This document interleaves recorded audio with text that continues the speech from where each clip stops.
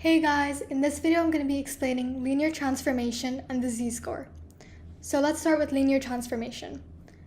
Basically, it's transforming a data set x linearly using the equation y equals ax plus b.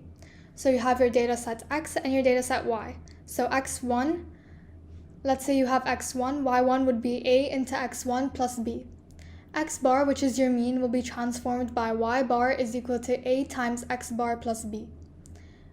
Sigma x squared, so the variance of x, if you're going to transform it by y, you would say sigma y squared, so the variance of y, would be equal to a squared, which is whatever value you're multiplying it by squared, into sigma squared x, which is your variance of x. So it's a squared times variance of x. Sigma x, which is your standard deviation of x, if you're transforming it into y, you would say sigma y, which is your standard deviation of y, is equal to absolute value of a, which is absolute value of the value you're multiplying it by, times sigma x, which is your standard deviation of x. When adding a value to every element in a dataset, the mean changes, but variance and standard deviation stay the same if you're adding or subtracting a value.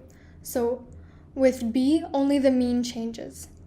When multiplying a value to every element in a dataset, the mean, variance, and standard deviation all change. Same for dividing. So that would be a. So with a, mean, variance, and standard deviation all change.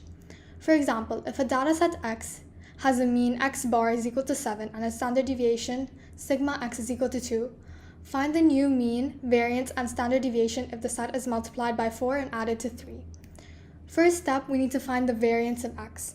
So the variance of x is sigma squared x. So it's just the standard deviation of x squared. So 2 squared is equal to 4. The second step, we find the equation. They said it's multiplied by 4 and added to 3. So a would be 4 and b would be 3. So y is equal to 4x plus 3. So y bar, which is the mean of y, would be equal to 4 into the mean of x plus 3. 4 times 7 plus 3 is 31. The variance of y, so sigma squared y, is equal to 4 squared because you're multiplying it by 4, times 4, which is the variance of x, so it's equal to 64.